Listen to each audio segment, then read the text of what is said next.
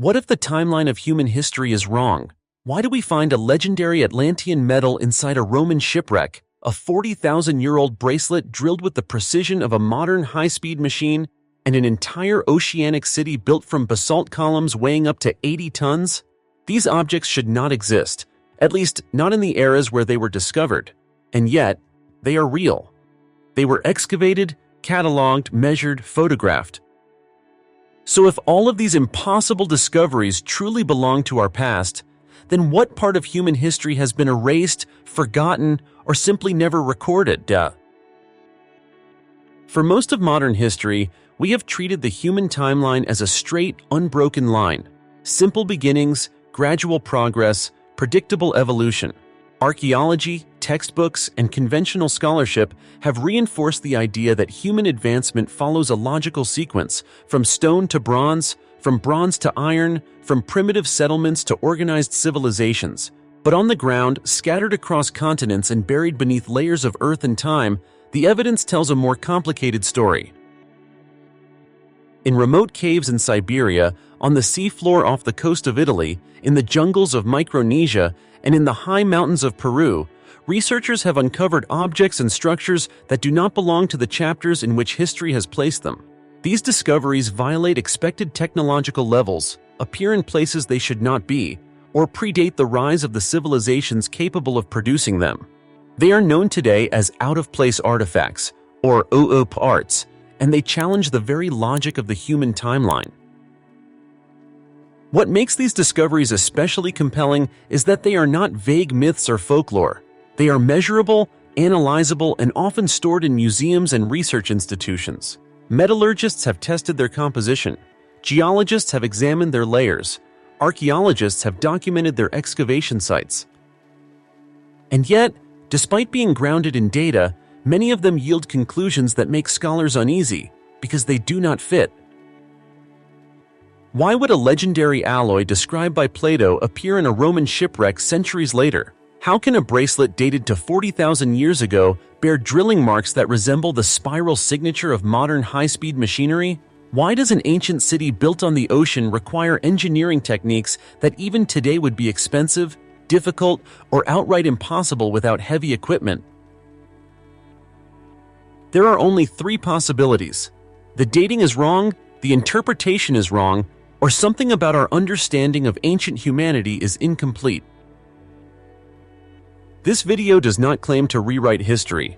Instead, it invites you to walk along the cracks in the timeline, the places where anomalies gather, where logic breaks, and where the past refuses to cooperate with the narrative we have built for it. Across 10 discoveries, from lost metals to impossible architecture, you will see patterns emerge: sophistication where none should exist, knowledge that appears ahead of its time, and hints of civilizations far older or more advanced than the records suggest. Before we begin, consider a simple question. If these anomalies are real, and they are, what else might be waiting beneath the layers of time? 1. The orichalcum ingots of the Gela shipwreck. In 2015, off the southern coast of Sicily, near the ancient Greek colony of Gela, marine archaeologists recovered the remains of a shipwreck lying just a few meters beneath the waves. The vessel, dated to the 6th century BCE, was transporting cargo that appeared unremarkable at first glance: amphorae, fragments of pottery, and the usual maritime debris found in Mediterranean wrecks. But among the sediment, divers discovered something that should not have existed: 39 gleaming reddish-gold ingots, each cast with an unusual metallic sheen. Their composition would ignite one of the most intriguing debates in classical archaeology. Laboratory tests revealed that the bars were made of an alloy consisting primarily of copper, about 75 to 80%, mixed with zinc, lead, and small traces of other elements. What astonished researchers was that this alloy matched ancient descriptions of orichalcum, a material long thought to be mythical. Plato described orichalcum as the second most valuable metal of Atlantis, surpassed only by gold and believed to emit a fiery glow. Historians had generally dismissed it as poetic embellishment, yet here it was, real, tangible, and resting on the seafloor after more than 2,500 years. The problem is not whether the metal exists, It clearly does, but how it exists in this form and why it appears where it does. Bronze and brass production during this period was known, but alloys of this precise composition are exceedingly rare in Mediterranean archaeology. More importantly, the technological methods required to produce consistent zinc-copper alloys at scale involve controlled high-temperature processes. These processes, according to conventional timelines, did not become widespread until centuries later. So the questions begin. If orichalcum was simply early brass, why does it appear so suddenly, with no evolutionary chain in metallurgy leading up to it? If it was a routine alloy, why do so few examples survive in the archaeological record? And why does it bear such a strong resemblance, compositionally and visually, to the legendary metal described in texts that predate the shipwreck by centuries? Some scholars argue that the ingots represent an experimental or transitional form of brass production.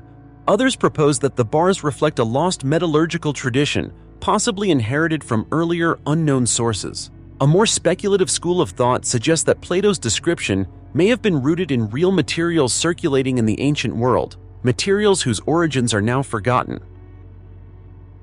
But whether these bars confirm myth or expose gaps in our understanding of metallurgy, the discovery forces one uncomfortable question. If this alloy existed long before it should have, what other technologies from the ancient world have yet to resurface? 2. The Denisovan bracelet with high-speed drilling marks.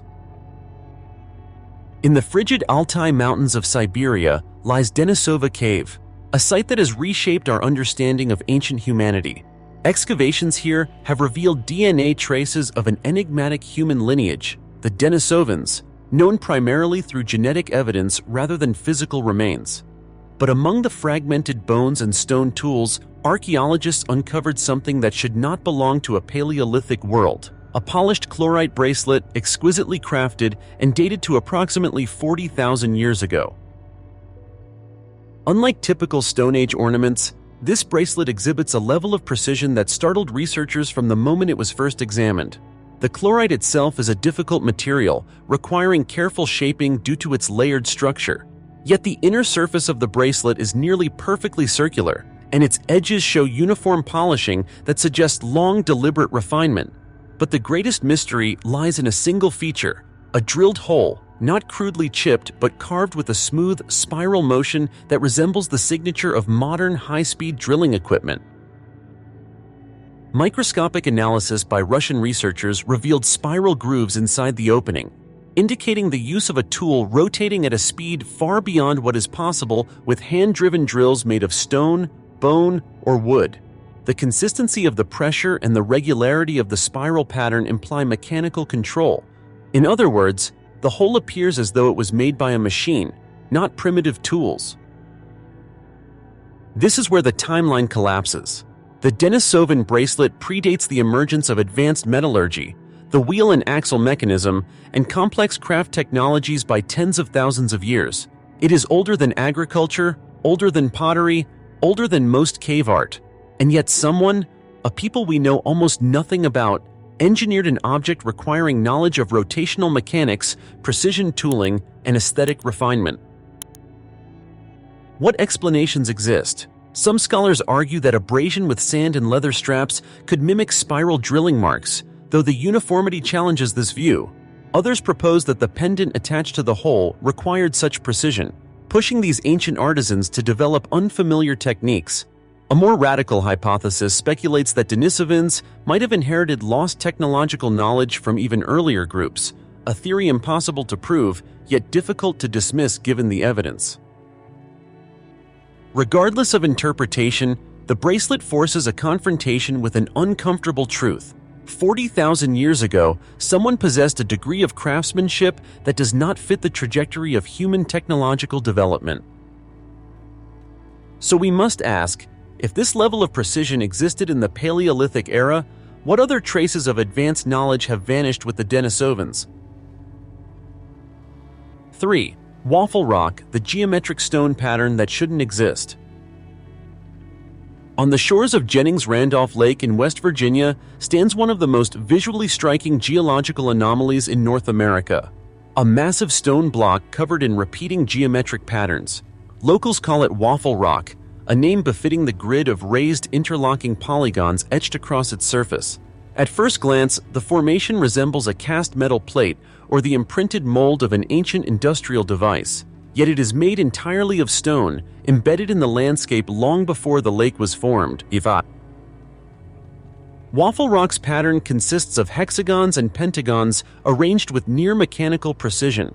The polygons repeat with a consistency rarely found in natural formations, and the raised ridges appear to follow a grid-like logic that suggests intentional design. Some segments of the rock present three-dimensional reliefs that look almost engineered, as though shaped by molds or pressed into form. The sheer regularity of the pattern has caused generations of observers to speculate on its origins, from ancient civilizations to extraterrestrial involvement. The scientific explanation is that waffle rock is the result of concretion fracturing, a rare geological process where sedimentary rocks undergo stress that causes them to break into geometric cells. But this explanation struggles to account for several details. Many natural fracture patterns lack the symmetry, depth uniformity, and angular precision on display here. Moreover, the raised lattice appears to have formed in relief rather than simply splitting, a feature difficult to reconcile with known geological mechanics. Complicating matters further is the scale. Waffle rock is not a small artifact, but a massive slab weighing many tons. Portions of the original formation were destroyed during dam construction, leaving a large remaining block preserved near the shoreline as a protected landmark.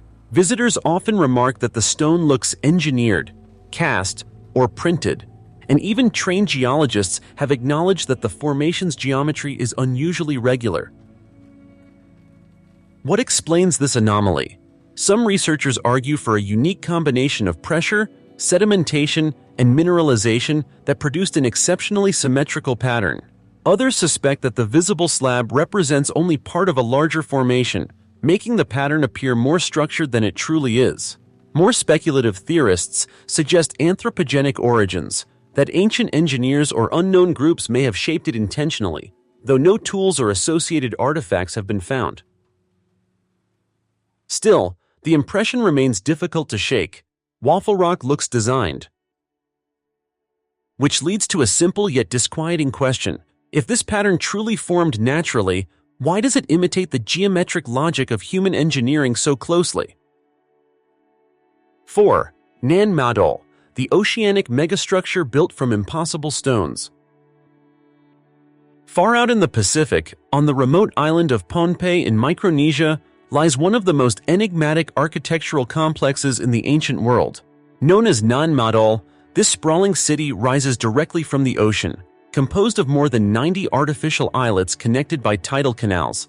Its ruins stretch across 200 acres, forming a kind of Venice of the Pacific.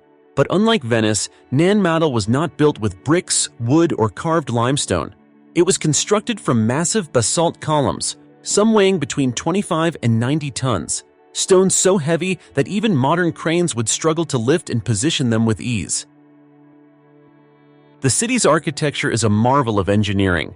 The basalt logs, shaped into hexagonal or octagonal prisms, are stacked in crisscross patterns resembling giant wooden beams.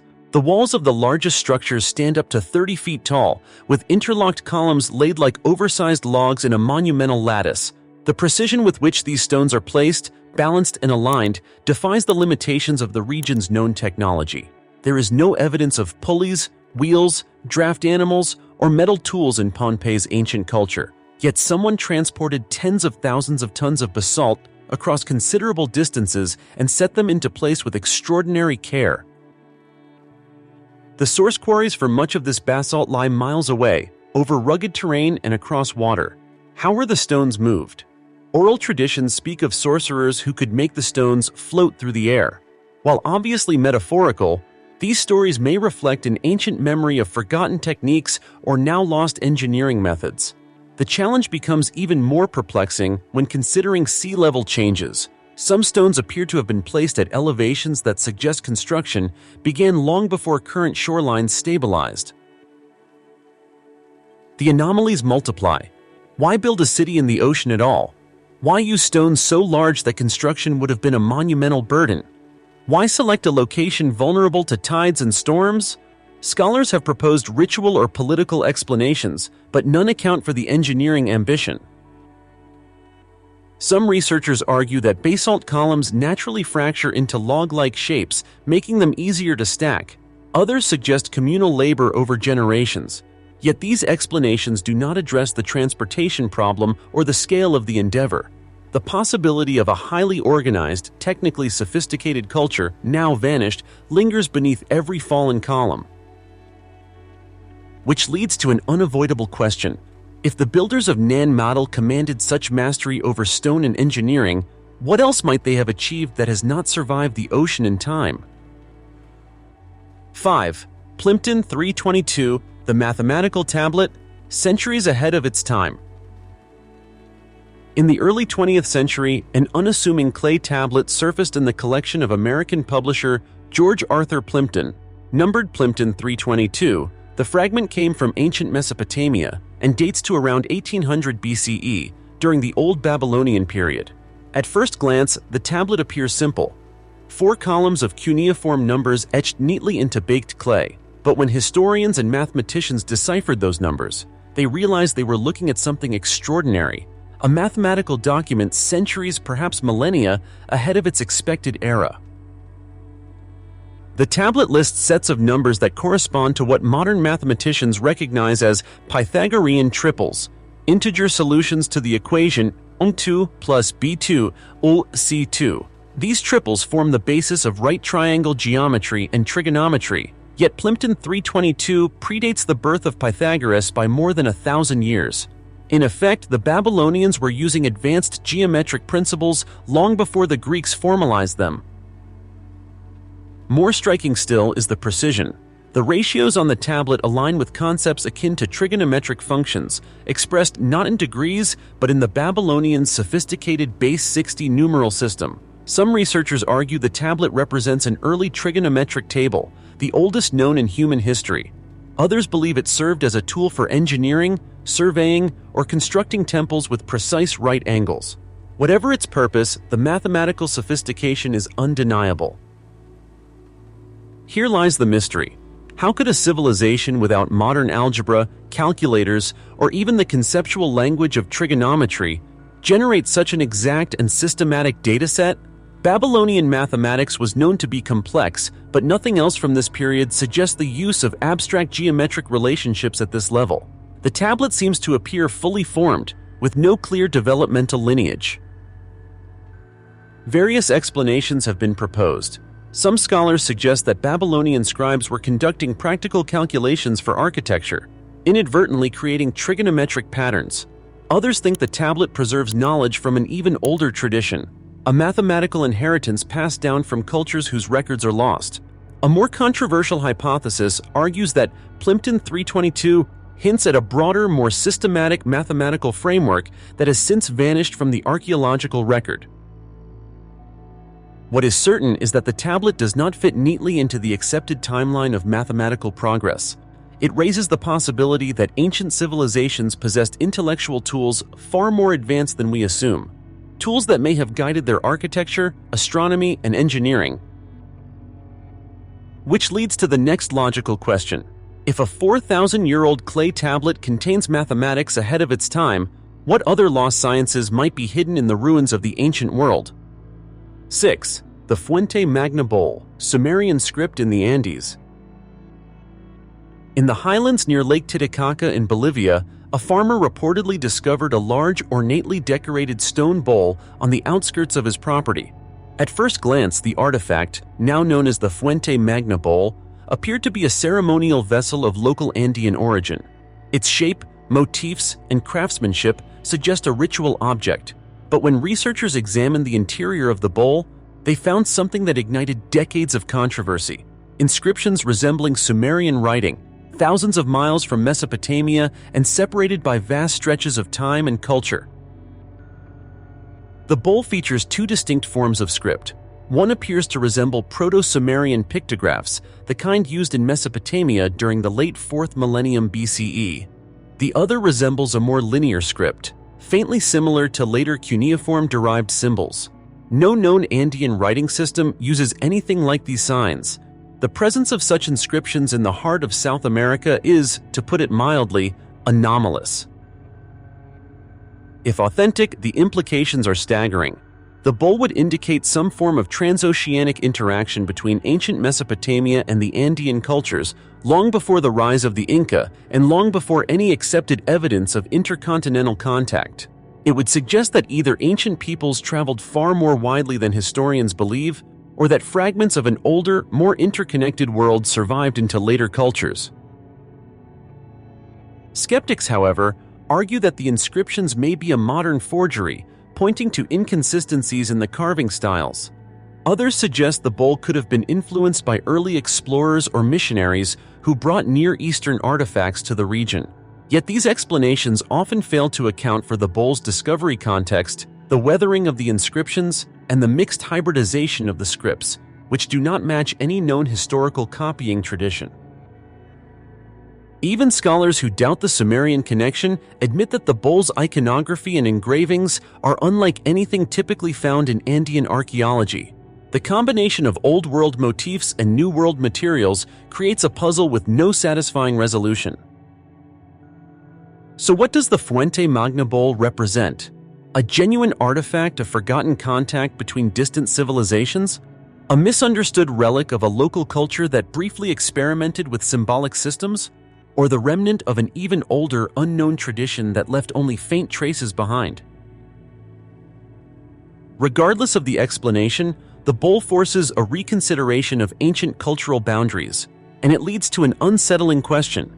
If scripts linked to Mesopotamia appear in the Andes, what else about humanity's ancient migrations remains undiscovered? 7. The Saqqara bird, an ancient glider or a simple toy?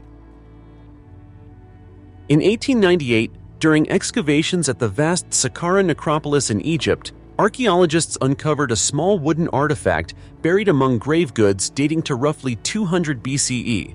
Carved from sycamore wood and measuring just over 7 inches in length, the object resembles a stylized bird.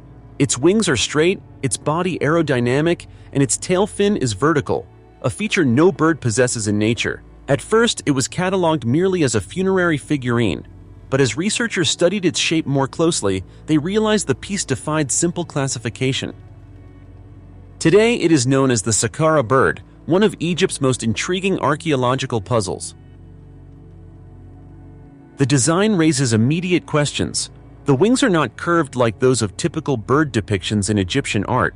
Instead, they are flat, resembling the wings of a glider. The body narrows smoothly, and the tail fin, positioned vertically, mirrors the yaw stabilizer found in modern aircraft. The center of mass lies near the midpoint of the body, much like engineered flying models. These features hint at a level of aerodynamic awareness unexpected for its period. Tests conducted by researchers and aviation engineers have produced mixed results. Some replicas of the Saqqara bird, adjusted for weight and balance, can indeed glide through the air with surprising stability. Others argue that without a horizontal stabilizer, the object cannot sustain controlled flight, suggesting it may have been a religious symbol rather than a functional model. Yet these arguments do not fully resolve the artifact's unusual engineering-like features. The real mystery lies in its context. Ancient Egypt is not known for experimentation with mechanical flight. There are no surviving texts describing gliders, flying machines, or aerodynamic principles, and no other models with similar design elements have been found. The Saqqara bird stands alone, a solitary object hinting at either unknown experimentation or a symbolic design accidentally resembling modern aerodynamics. Some scholars propose that the artifact represents the Ba, the spiritual soul that takes the form of a bird in Egyptian belief. Others suggest it may have been a child's toy or a decorative piece. A more provocative hypothesis posits that the object is a scaled-down representation of a real flying device, an idea with little supporting evidence but persistent allure. The ambiguity remains unresolved. Whether intentional or accidental, the Saqqara bird exhibits an understanding of aerodynamic form far ahead of its documented time. And so the question arises, If ancient artisans crafted an object so closely aligned with aerodynamic principles, what other forgotten experiments in ancient engineering have yet to be unearthed? 8. The Antikythera mechanism, a mechanical computer lost to time. In 1901, sponge divers off the Greek island of Antikythera recovered the remains of a Roman-era shipwreck dating to the 1st century BCE. Among the statues, pottery, and coins was a corroded lump of bronze that seemed unremarkable until it split open. Inside were fragments of precision-made gears, unlike anything known from the ancient world. Over decades of research, the object was revealed to be the Antikythera mechanism, a device so advanced that it would not be matched again for more than 1,000 years. At its core, the mechanism contains at least 30 interlocking bronze gears, complete with teeth cut at precise angles, axles, pointers, and calibrated scales. These components were housed within a wooden casing and operated by a hand crank. When turned, the gears simulated planetary movements, predicted eclipses, tracked lunar phases, and calculated the timing of ancient athletic games. In effect, this was the world's first analog computer, built at a time when, according to conventional timelines, gear-driven machinery of this complexity did not exist. The precision is astonishing. Some gears contain more than 200 teeth, each crafted with a degree of uniformity requiring tools and techniques far beyond what is typically attributed to Hellenistic artisans. The mechanism uses epicyclic gearing, a sophisticated arrangement not seen again until the 14th century. Its builders understood astronomical cycles so thoroughly that the device could account for the elliptical orbit of the moon using a variable speed gear, a feat that modern researchers only confirmed through X-ray imaging in the 21st century. This raises enormous questions. How did such a device appear seemingly out of nowhere, with no prior prototypes or developmental lineage? No other artifacts anywhere in the Mediterranean exhibit similar mechanical sophistication. If the Antikythera mechanism was part of a larger technological tradition, where are its siblings? Did they perish in fires, decay in shipwrecks, or vanish due to the fragility of bronze precision instruments? Some scholars attribute the invention to the followers of Hipparchus or Archimedes, suggesting the mechanism was an isolated peak of brilliance. Others argue that it represents the surviving fragment of a larger, now lost scientific tradition, one that blended mathematics, astronomy, and mechanical engineering at a level centuries ahead of its time.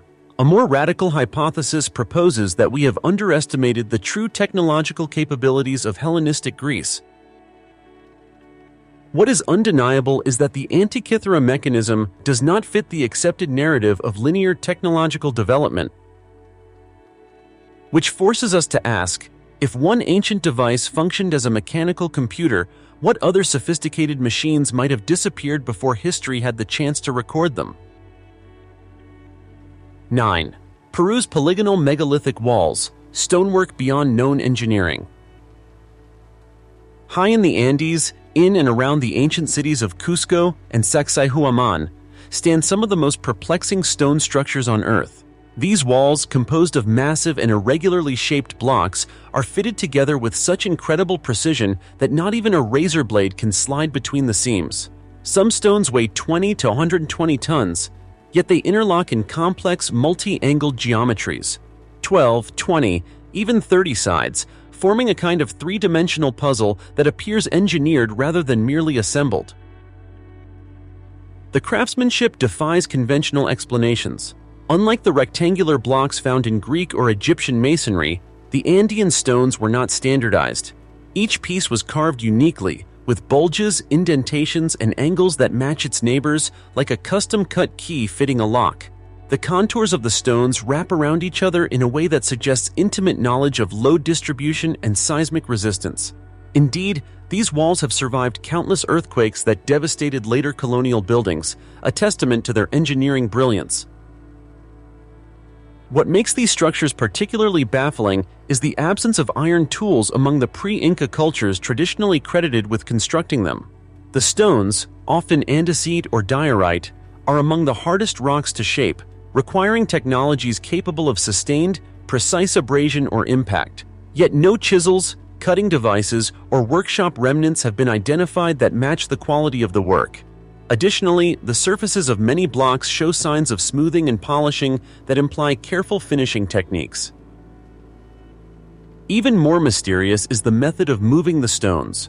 Some quarries lie miles away, separated from the construction sites by steep valleys and rugged mountain terrain. Traditional explanations propose ropes, ramps, and sheer manpower, but such methods struggle to account for the placement of multi-ton stones with millimeter-level accuracy. Scholars debate whether the walls were built by the Inca themselves or by an earlier, more technologically adept culture whose knowledge the Inca inherited. Oral traditions among Andean peoples often speak of earlier giants, stone-softening plants, or builders who could command the stones to move, legends dismissed as myth, but perhaps echoing memories of lost techniques. Some researchers argue that relentless trial-and-error craftsmanship over generations could produce such results. Others suggest that the stoneworkers possessed unknown methods of softening or manipulating stone surfaces. More speculative theories point to forgotten engineering systems or advanced knowledge that has vanished without written records.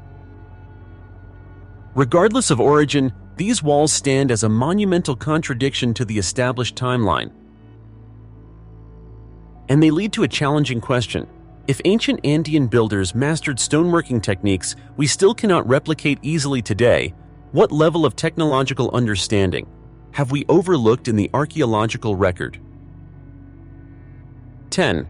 The Iron Pillar of Delhi, metallurgy that should not exist. In the heart of Delhi, within the Qutb complex, stands a metal monument that has baffled metallurgists for decades. Rising over 23 feet and weighing more than 6 tons, the Iron Pillar of Delhi is one of the world's most enduring relics of ancient metallurgy. Its inscriptions attribute it to the reign of the Gupta Empire around the 4th to 5th century CE. That alone would be extraordinary, but the true mystery is not its age. It is the fact that this massive iron pillar has remained almost entirely rust-free for more than 1,600 years. The composition of the pillar is unlike most ancient ironwork. Instead of being made from highly refined steel, it was forged from wrought iron containing unusually high levels of phosphorus and minimal sulfur and manganese. This specific chemical mix, combined with the pillar's forging technique, created a protective surface layer known as misawite, a thin, stable film of iron hydrogen phosphate that resists corrosion. The layer forms naturally, but only under very precise conditions of composition, temperature, and atmospheric exposure. What makes the pillar truly anomalous is the consistent quality of its construction. Metallurgical analysis indicates that the iron was forged in multiple stages, with each segment expertly welded together using techniques remarkably advanced for the era. Producing large, pure iron blooms without carbon contamination would require controlled furnaces and sophisticated smelting practices. Yet no surviving records or parallels in ancient Indian metallurgy show that such methods were widespread. The pillar appears as an isolated engineering peak, emerging suddenly without clear precedents or successors. This raises significant questions. If Gupta-era blacksmiths possessed the ability to produce corrosion-resistant iron on a monumental scale, why did the technique vanish? Why do later Indian ironworks, some only centuries old, rust rapidly while the pillar stands untouched by time? And if the knowledge was known to a select guild, why did it not spread across the subcontinent? Some scholars argue that the pillar is simply the product of an exceptionally pure ore source and careful craftsmanship. Others propose that it originates from a lost tradition of high-temperature iron forging that declined after political and cultural shifts. More speculative theories suggest that the pillar embodies remnants of an earlier technological inheritance, a metallurgical practice preserved for a moment before disappearing completely. But even the most conservative explanations admit that the iron pillar's resistance to corrosion is not fully understood, a rare statement in scientific literature. Which leaves us with a final question. If ancient metallurgists could create iron that defies time itself, what other forgotten technologies might lie hidden behind the veil of history? Across continents and eras, from submerged shipwrecks to windswept plateaus, the 10 discoveries in this documentary present a pattern too persistent to ignore. Each artifact, whether a precision-drilled bracelet, a rust-proof iron monolith, or a mechanical computer centuries ahead of its time violates the neat, linear narrative of human development. Taken individually, they are anomalies. Taken together, they form a constellation of contradictions that suggests our historical timeline is not simply incomplete, but fundamentally uneven. One theme emerges. Knowledge does not always move forward in a straight line. It can leap, collapse, vanish, and reappear in unexpected places. The sophistication encoded in these artifacts hints at periods of innovation far earlier than our textbooks allow. Moments when small groups, isolated cultures, or forgotten civilizations mastered techniques that later disappeared from the world. The reasons may be simple: natural disasters, political upheaval, loss of written records, or the fragility of technology itself. Or they may be far more complex, tied to migrations, cross-cultural exchanges, or entire traditions swallowed by time. What these discoveries ultimately reveal is not certainty, but possibility. They remind us that humanity's past is larger, deeper, and more intricate than the narrow windows through which we view it. And they invite the same question that opened this journey.